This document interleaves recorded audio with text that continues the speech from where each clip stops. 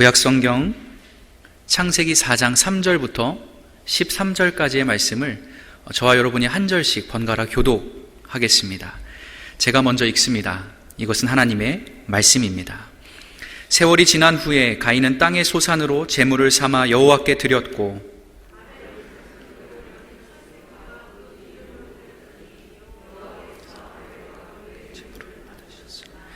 가인과 그의 제물은 받지 아니하신지라.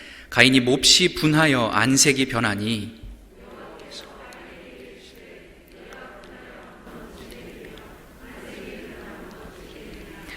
내가 선을 행하면 어찌 낯을 들지 못하겠느냐. 선을 행하지 아니하면 죄가 문에 엎드려 있느니라. 죄가 너를 원하나 너는 죄를 다스릴지니라.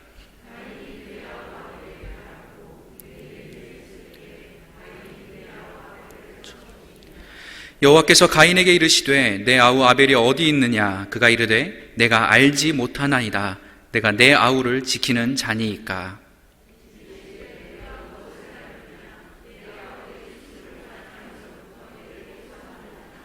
땅이 그 입을 벌려 내 손에서부터 내 아우의 피를 받았은즉 내가 땅에서 저주를 받으리니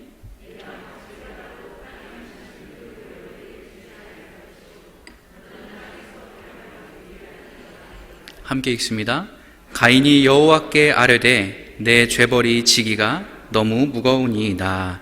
아멘. 여러분 안녕하십니까? 반갑습니다. 반갑습니다. 네, 감사합니다. 지금으로부터 5년하고도 6개월 전인 2015년 4월 19일 주일 오후 찬양 예배 설교를 끝으로 제가 아름다운 교회를 떠나서 군 선교 현장에 파송을 받았다가 이제 다시 이렇게 같은 시간에 같은 자리에서 여러분을 만나뵐 수 있게 되어서 참 얼마나 감격스럽고 또 감사한지 모르겠습니다. 무엇보다 참 모이기 힘든 그런 어려운 상황 속에서도 하나님의 말씀을 사모하는 그 일념 하나로 이 자리에 나오신 그 여러분의 귀한 발걸음을 진심으로 축복하고 하나님의 크신 위로가 여러분과 함께 하시기를 간절히 빕니다. 2015년에 제가 이제 군종 목사로, 군종 장교로 임관을 해서 첫 번째 부대로 배치를 받았던 곳이요. 이 강원도 고성에 있는 22사단 최전방 GOP 부대였습니다. 얼마 전 뉴스를 떠들썩하게 했던 북한 남성 한 명이 귀순을 했다던 바로 그 부대입니다. 거기가 이제 해발 900m 고지에 이르는 이제 산악지대를 담당하던 부대였는데 눈으로 이제 보여드리겠습니다. 그곳의 평소 풍광이 이렇습니다. 뒤쪽으로는, 그러니까 사진을 제가 이렇게 찍었는데 뒤쪽으로는 동해바다 수평선이 쫙 이렇게 펼쳐져 있습니다. 정말 절경이죠. 한 2주는 그렇습니다. 근데 저기에 갇혀서 8개월 살아보라고 하면 생각이 바뀌실 겁니다. 이제 저 산속에서 있었던 이야기 하나를 잠깐 나누려고 하는데요. 아마 요맘때보다 조금 직전인 늦은 가을날 오후였던 것 같습니다.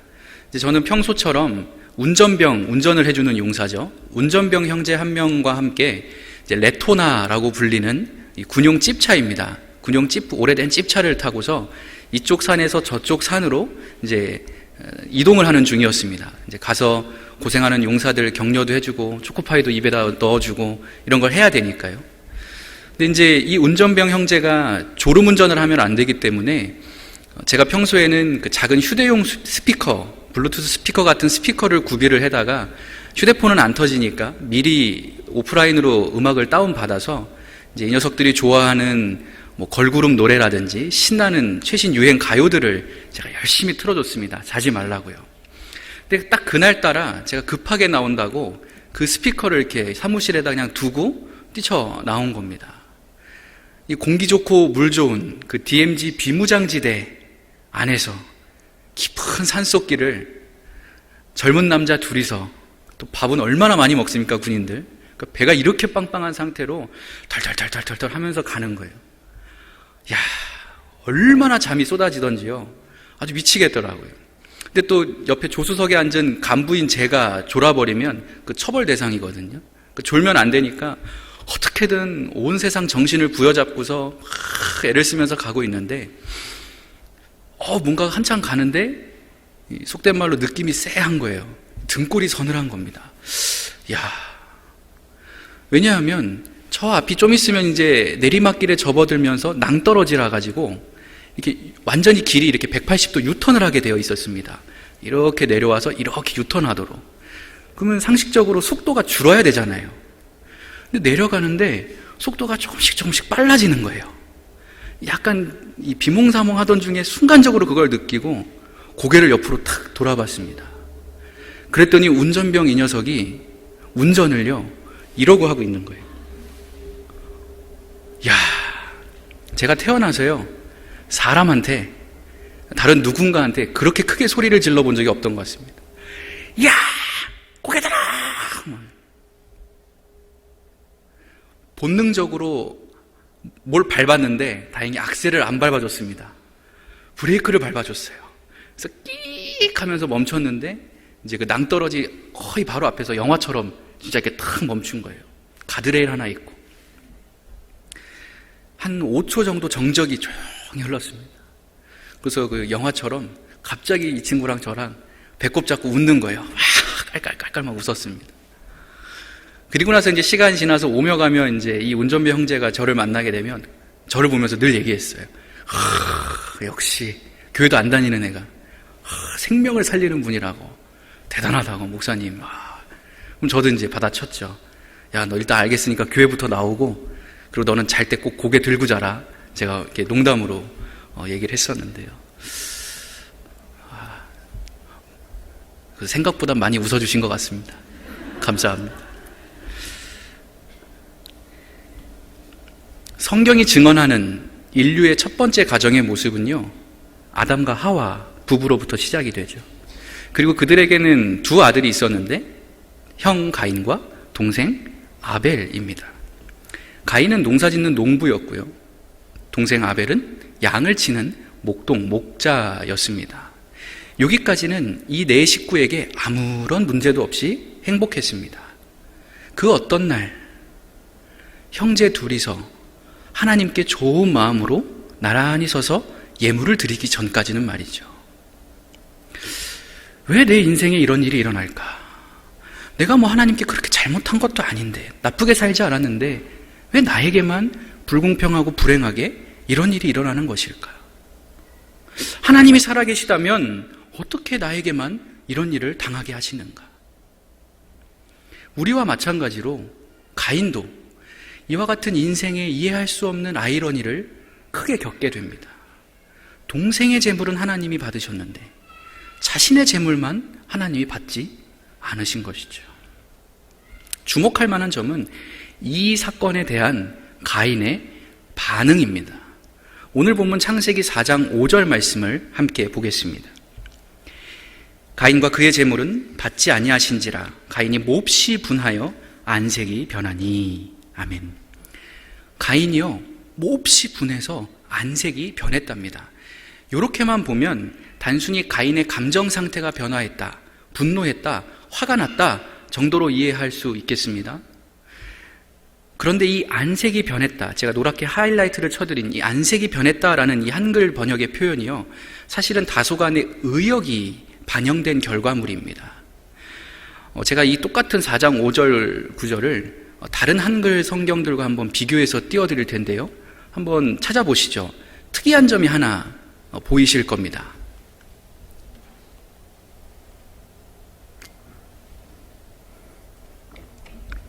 너무 쉽죠? 유독 혼자서 다르게 번역한 번역본이 보이실 겁니다. 마지막 공동 번역에 고개를 떨어뜨렸다입니다. 개역 개정이나 개역 한글은 안색이 변했다, 새 번역도 그걸 좀 풀은 얼굴빛이 달라졌다, 현대인의 성경도 비슷한 맥락에서 얼굴을 찡그렸다 정도로 다 번역을 해놨는데 유독 공동 번역에서만 고개를 떨어뜨렸다 이렇게 번역을 해놓았습니다. 그런데 여러분, 사실 이 번역이 맞습니다. 원래 히브리어 원문 성경을 보면요, 안색이 변했단 말로 되어 있지 않고요, 고개를 떨어뜨렸다라고 기록이 되어 있습니다. 그러니까 오늘 이 말씀은요, 이 구절은 이렇게 읽혀야 원문과 가장 가깝게 읽힐 수 있다는 것이죠. 가인은 매우 분노했고 그의 얼굴이 떨구어졌다. 분노했고 고개를 떨궜다. 여러분, 창세기의 저자가요, 가인이 그냥 분노했어 라고만 기록하지 않았습니다. 분노했을 뿐만 아니라 바이펠로 파나브, 얼굴을 땅으로 떨어뜨렸다 라는 세밀한 묘사를 굳이 가미해 놓았다라는 것이죠. 즉, 단순히 그냥 분노했기 때문에 그걸 가지고 바로 살인에 이르게 된 것이 아니라 분명 그 애가 땅으로 고개가 떨궈지기까지 했기 때문에 그런 비참한 결과를 맞게 되었다고 창세기 저자가 말하고 있는 것입니다. 여러분, 그냥 단순하게 한번 생각해 보겠습니다. 군인교회에서는 시키면 다 하는데 하실지 모르겠습니다. 고개를 한번 땅으로 숙여 보시죠. 시작. 푹 숙이십시오. 네. 이제 다시 들어보시겠습니다. 아유, 협조해 주셔서 감사합니다. 여러분, 고개를 숙일 때와 들었을 때 어떤 차이가 있습니까? 시야가 달라지죠. 눈에 들어오는 시야가 달라집니다. 고개를 숙이게 되면 이전까지 내 눈에 들어오던 이 수많은 시각 정보들이 일거에 사라집니다. 딱 바닥만 보이게 되니까요. 지금 오늘 이 가인에게도 똑같은 일이 일어났다라는 것입니다. 자신의 재물이 받아들여지지 않고 그래서 분노에 휩싸였을 뿐만 아니라 고개까지 땅으로 푹 숙이면서 떨군 순간 그의 시야에서 명백히 사라진 두 가지가 있었습니다. 첫 번째, 뭐가 사라졌냐? 하나님이 사라져 버렸습니다. 하나님을 쳐다볼 수 없게 되었습니다. 고개를 숙인 순간 하늘을 우러러볼 수 없게 되었다라는 것이죠. 하나님께서 창조하신 그 말로 형용할 수 없을 만큼 아름다웠을 그 태초의 피조 세계가 가인의 눈에서 완전히 사라져 버렸습니다. 그리고 그 무엇보다 하나님께서 가인 자신의 인생을 향해 계획하시고 기대하시고 꿈꾸셨을 그 하나님의 뜻과 계획을 더 이상 가인은 깨달을 수 없게 되었습니다. 하나님이 사라져 버렸으니까요. 하늘 소망이 그에게서 사라졌다라는 것이죠. 그리고 이 모든 것들 대신에 이제 가인의 눈에는 뭐만 보입니까? 자신의 비참한 현실만 보이는 거예요. 고개를 숙였더니 1년 365일 농사만 새빠지게 짓느라 거칠어진 내 손만 보이는 거예요. 볼품없이 후들거리는 내 마른 다리만 보이는 거예요. 살짝 들어봤더니 하나님께 받아들여지지 않은 그냥 비참하게 바람에 휘날리고 있는 내 곡식단들, 내 땅의 소산들만 눈에 들어오는 것. 하나님의 은혜, 하나님의 계획, 하나님의 인도하심, 하나님의 예비하심, 하나님의 뜻, 하나님의 섭리, 하나님의 채우심, 이 모든 것들이 가인에게서 다 증발해 버렸다라는 것입니다. 그런데 이보다 더 큰 문제가 하나 더 있었습니다. 두 번째죠. 하나님이 사라짐과 함께 가인의 시야에서 사라진 두 번째 존재, 동생 아벨입니다. 땅으로 고개를 숙인 순간 아벨도 보이지 않게 된 것이죠. 사실 오늘 우리가 읽은 이 창세기 4장 말씀은요, 어느 신학자의 표현을 빌려본다면 가인과 아벨 이야기가 아니라 가인의 이야기라고 불려도 무방합니다. 그만큼 창세기의 저자가 독자들로 하여금 오롯이 가인에게 집중해 주기를 우리에게 요청을 하고 있기 때문인데요. 당장 1절 말씀을 보시면 하와가 가인, 첫째 아들 가인을 낳았을 때는 굉장히 기뻐하면서 내가 여호와로 말미암아 하나님 덕분에 득남할 수 있었습니다라고 말합니다. 근데 둘째 아들 아벨을 낳은 것에 대해서는 이런 방구 말이 나와 있지 않습니다. 또 가인과 아벨 이야기, 창세기 4장에 등장하는 이 이야기를 쭉 보시면 주된 핵심 내용이 가인과 하나님의 대화에 맞춰져 있습니다. 아벨의 목소리는 한마디도 등장하지 않죠.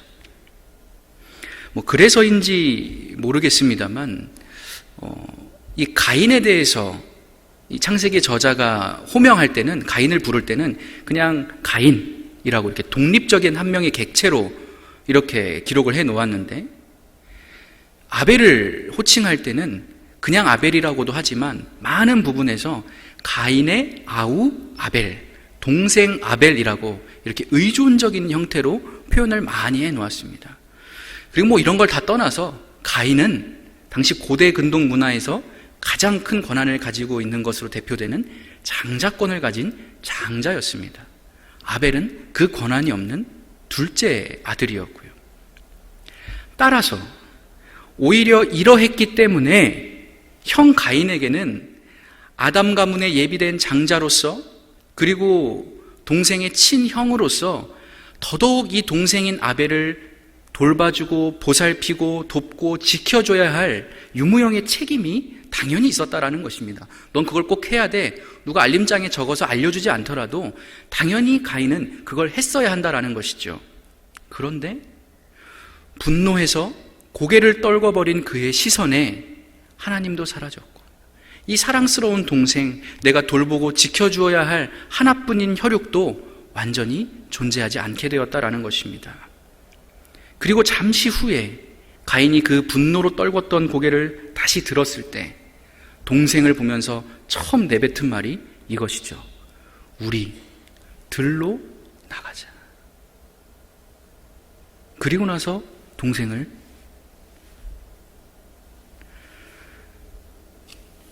담임 목사님께서 지난 2018년 4월 15일자에 가인의 삶, 아벨의 삶이라는 설교 제목으로 주일 예배 때 말씀을 전하셨었는데요.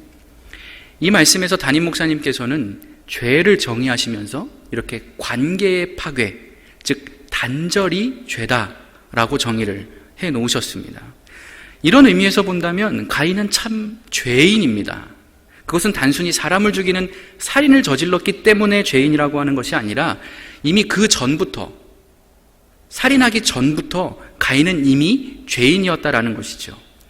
오늘 본문 7절에서 하나님께서 이미 경고하셨던 것처럼 이미 죄가 가인의 문 안으로 깊숙이 들어와 있었습니다.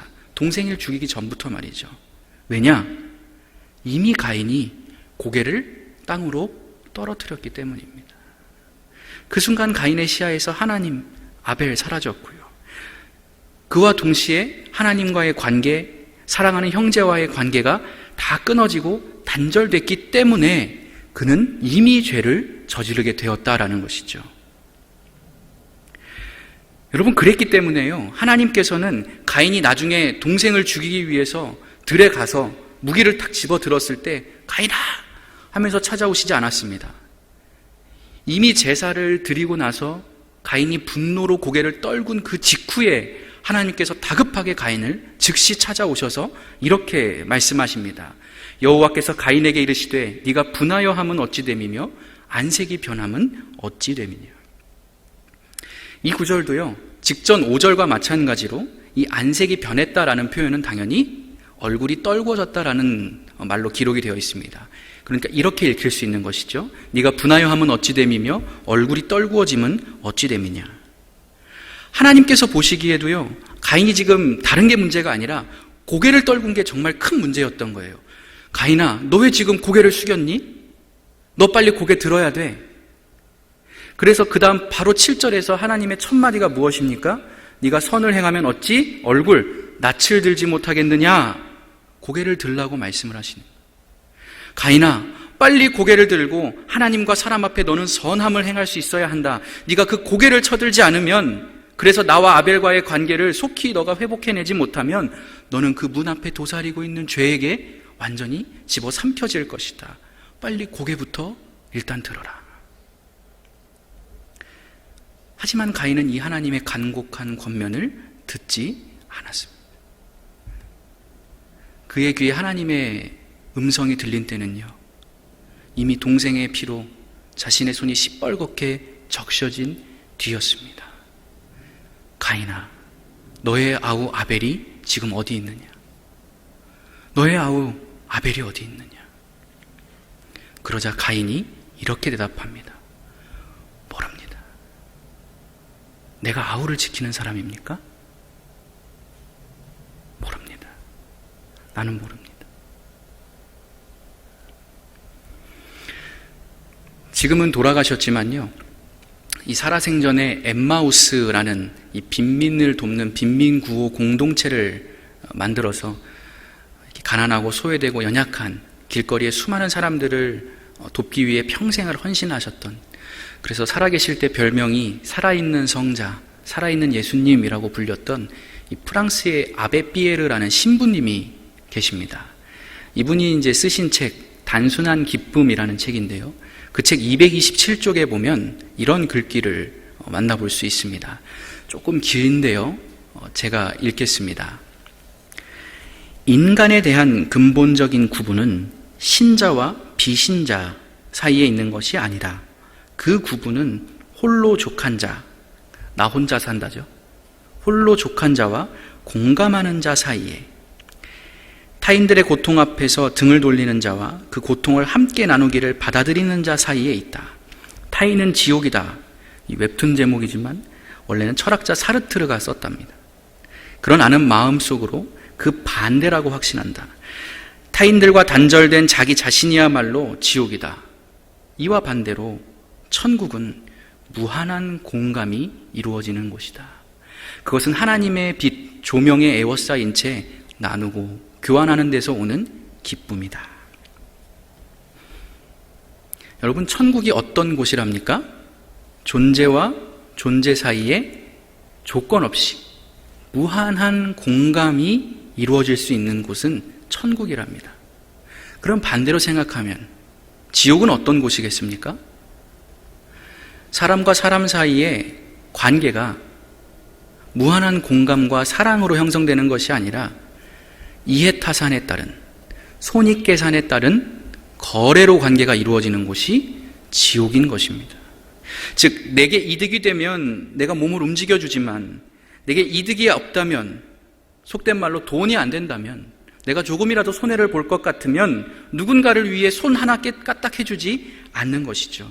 내게 유익이 있을 때는 고개를 번쩍 쳐들고서 저요 하면서 눈을 부릅뜨지만 내게 별로 도움이 안 될 것 같다 그러면 귀에 이어폰 꽂고 주머니에 손 넣고 고개 땅으로 푹 숙이고 내 갈 길 간다면서 그렇게 살아가는, 그런 철저히 계산적이고 거래지향적인 사람들이 모인 곳, 그런 사람들이 득세하는 곳, 그런 삶을 꿈꾸는 곳, 젊은이들이 그런 삶을 기대하는 곳, 거기가 바로 지옥이라는 것입니다.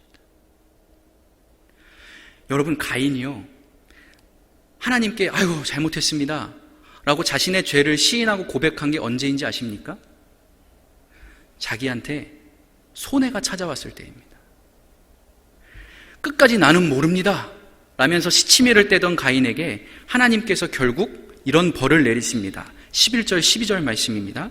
땅이 그 입을 벌려 너의 손에서부터 너 아우의 피를 받았은즉 네가 땅에서 저주를 받으리니 네가 밭을 갈아 땅이 다시는 그 효력을 내게 주지 아니할 것이요 너는 땅에서 피하며 유리하는 자가 되리라.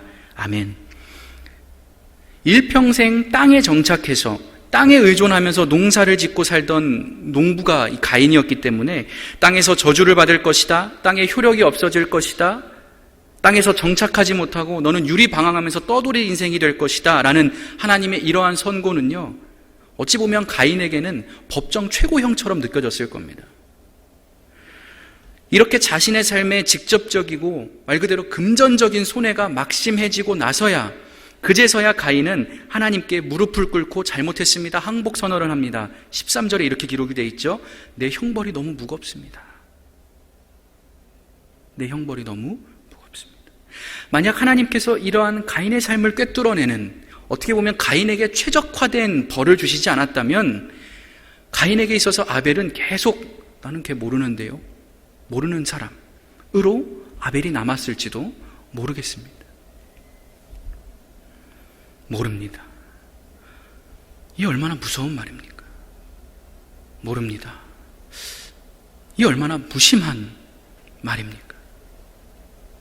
모릅니다. 내 알 바 아닙니다. 내가 그 사람과 무슨 상관입니까? 내 일 아닙니다. 나 먹고 살기도 바빠 죽겠습니다. 우리도 지금 힘든 거 안 보이십니까? 그건 그 사람 잘못이고 그 사람 인생이고 자기 복이고 업보지 왜 나한테 그러십니까? 그거 좀 내가 도와주면 뭐 나한테 무슨 이득이 있습니까? 나도 바빠 죽겠습니다. 알아서 하라고 하십시오. 나는 모르겠습니다. 혹시 오늘날 우리네 귓가에 이 가인과 같은 무심하기 짝이 없는 대답들이 여기저기서 들려오고 있다라고 한다면, 그래서 나조차도 하나님을 믿는 나조차도 내 아내의 말에, 내 남편의 말에, 내 자녀의 작은 행동에, 직장 동료나 부하들의 스쳐 지나가는 그 작은 표정에, 같은 교회 성도들의 신앙생활을 볼 때 만약 우리가 이렇게 가인과 같이 나는 모르겠네, 모르쇠로 일관하며 그냥 좋은 게 좋은 거지 지나쳐주고 흘려보내고 있다라고 한다면, 우리가 지금 이렇게 열심히 교회를 다닐지언정 우리는 우리의 삶에서 하나님의 나라를 구현하고 천국을 만들어내는 천국 생산자가 아니라 지옥을 만들어내는 지옥 생산자에 불과하다라는 것이죠. 여러분 잘 아시지 않습니까? 사단이 광야에서 예수님을 시험할 때 뭐라고 말합니까? 야, 너 이거 나를 위해서 해봐. 그럼 내가 너한테 이만큼 뭐 줄게. 이 지극히 거래지향적이고 계산적인 이 사단의 모습에 우리 예수님께서 단칼에 단언하시지 않습니까? 사람은 떡으로만 살 것이야. 돈으로 사는 존재가 아니다. 눈앞에 이득으로 움직여서는 안 되는 존재다 라고 규정하셨습니다. 그런데 요즘 우리 사회는, 아니 우리는 눈앞에 이득으로만, 돈으로만 그렇게 사는 존재로 전락하고 말았다라는 것이죠. 하나님의 나라는 먹는 것과 마시는 것이 아니요 오직 성령 안에 있는 의와 평강과 희락이라고 사도 바울이 애끓는 목소리로 이미 선언을 해 놓았음에도 불구하고 우리는 일평생 이 먹고 마시는 문제에 집착하다 살아가다라는 것입니다. 성직자라는 목사님들도요, 모이면 무슨 얘기밖에 안 합니까? 우리 동네 주변에 교회 땅값 이야기합니다. 성도들 아파트 이야기합니다. 부동산 건물 이야기합니다. 천국 백성이라는 성도님들이 모였는데요, 잘 들어보면 온통 아파트 이야기, 집값 이야기, 주식 이야기, 내 자녀 학원비 이야기뿐입니다. 휴대폰을 열어도 돈과 힘이 있어야 성공한 인생이고 행복한 인생이라는 이야기만 들려오는 것 같고요. TV를 틀어도 온통 소비를 해야, 그럴 돈이 있어야 너의 삶이 인간다운 삶이고 사람다운 삶인 것처럼 그렇게 우리를 끝없이 불평과 불만, 불행과 불안으로 몰고 가더라는 것입니다. 중요한 것은 우리가 그렇게 허우적거리고 있는 동안에 정작 우리가 그리스도인으로서 또 하나님의 형상대로 살아가야 하는 이 사람다운 사람으로서 그렇게 잘 살기 위해 우리가 꼭 알고 있어야만 하는 하나님에 대한 지식과 내 이웃에 대한 사랑에는 정작 우리가 무시로 가인처럼 고개를 푹 떨구면서 이렇게 대답할 수밖에 없다라는 것이죠. 아벨이요? 아유, 잘 모르겠습니다. 죄송합니다. 아, 하나님이요? 이번에는 깜빡했습니다. 나는 모릅니다. 내가 내 아우 지키는 사람입니까? 라고 항변하며 고개를 주걱거리는 그 2020년의 또 다른 가인이 바로 저와 여러분일 수 있다라는 것이죠. 사랑하는 성도 여러분, 이제 천국의 언어를 하나 알려드리겠습니다. 한번 두 손을 들고 우리 이 말씀을 받아볼까요? 함께 읽습니다. 시작. 너는 두려워하지 말라. 내가 너를 구속하였고 내가 너를 지명하여 불렀나니 너는 내 것이라. 아멘. 너는 너고 나는 나야. 너 알아서 해. 이거 아닙니다. 너는 나고 나도 너다. 너는 내 것이고 나도 다 너의 것이다. 너의 일은 너의 일이 아니라 지금 나의 일이다. 너의 성공은 나의 성공이고 너의 실패는 나의 실패이며 너의 그 아픔이 바로 나의 아픔이다. 그러니 두려워하지 마라. 이 무한한 공감의 마음이 바로 우리 아버지 하나님의 마음임을 잊지 마시기 바랍니다.